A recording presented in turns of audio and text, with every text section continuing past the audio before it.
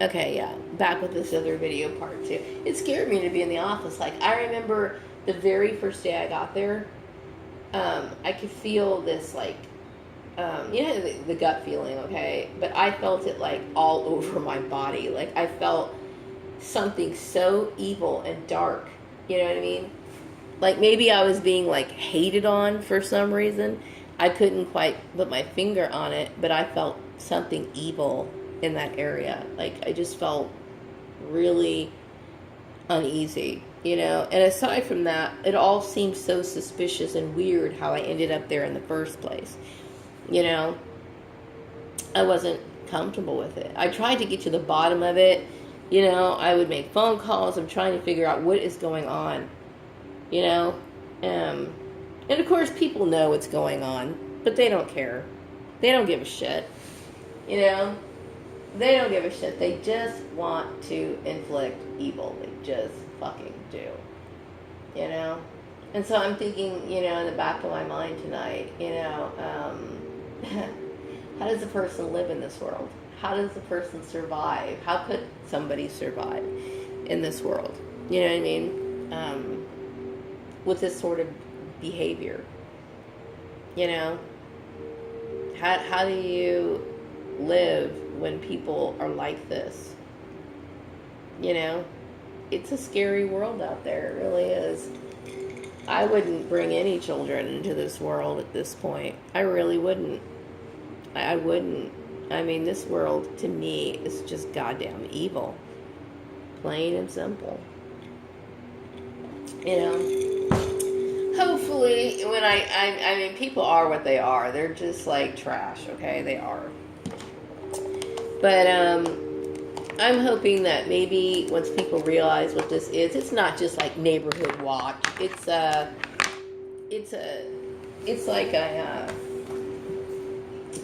like a committee, like a little secret society that just wants to wreak havoc on the lives of other people.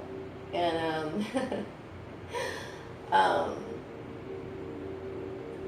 and I hopefully, you know, I can only hope that people would stop this practice of gang stalking. I can only hope that people will realize what this program really is, you know, and it shouldn't be looked upon by people as, well, you know, it's just your opinion, you know.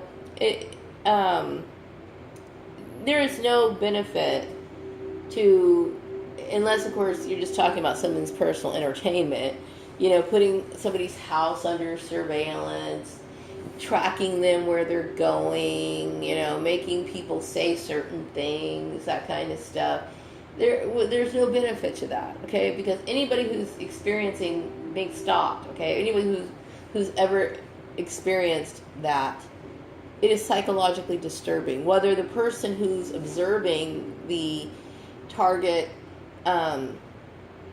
is enjoying it or not, no matter what, it's disturbing. It's psychologically terrorizing for the person who has to endure that.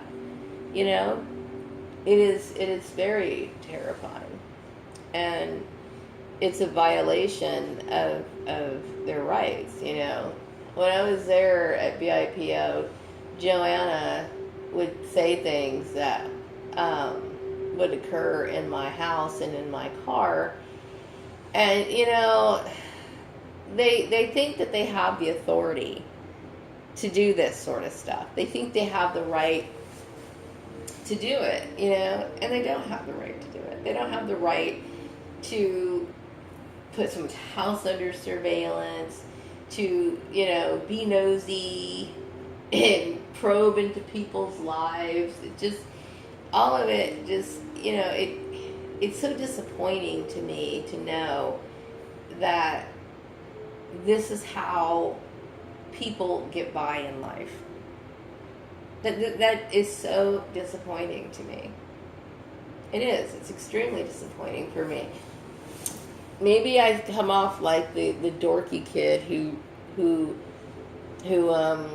enjoys the pop quiz, or somebody who wants to really apply themselves into something, and maybe I come off like that, you know, and then that, you know, the rest of the class kind of groans when that kid's excited about the pop quiz or whatever.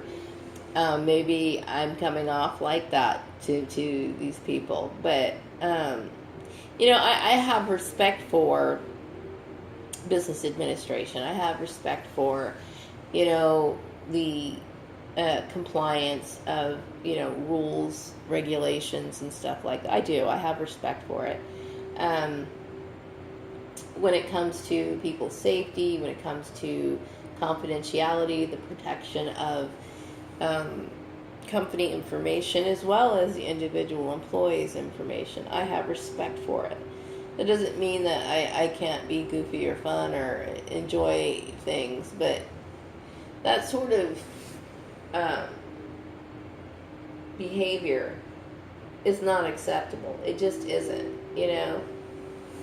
And when you think about the issue of genocide and the importance of letting people understand what this program is, it's life-saving for people to understand why gossip is bad, why social media, the misuse of social media in relating to work issues is a bad thing. It's good to inform people of the importance of staying out of mixing family with work. That's not to say that people can't know each other, okay?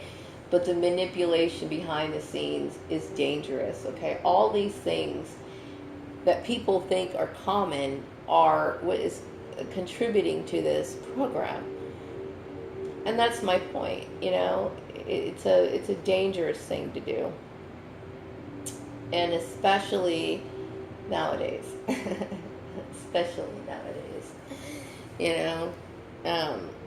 It's unfortunate that I'm a targeted individual. It's unfortunate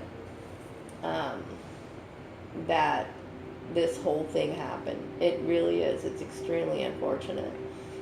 And but it's opened my eyes to a lot, I'm not sure if anyone appreciates, the importance of understanding how this program works, but I guess I respect the lives of other people. I'm one of those rare people, who recognizes this thing for what it is.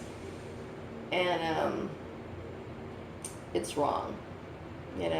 You'll never convince me that this way of working and this manner of being, and this outside of the workplace as well, community harassment or acting on gossip and the mistreatment of other people is a good thing. It's not, It's only something that satisfies a monster. You know what I mean? I think that I look at these people who get involved and I look at them as subhuman, because it's just not in me to be anything like that in any way, shape, or form. It is disappointing. It is disappointing to find out that this is how the world really is. Disappointing and very frustrating because you wonder, how in the world can you survive in a world that is so ignorant, evil, and just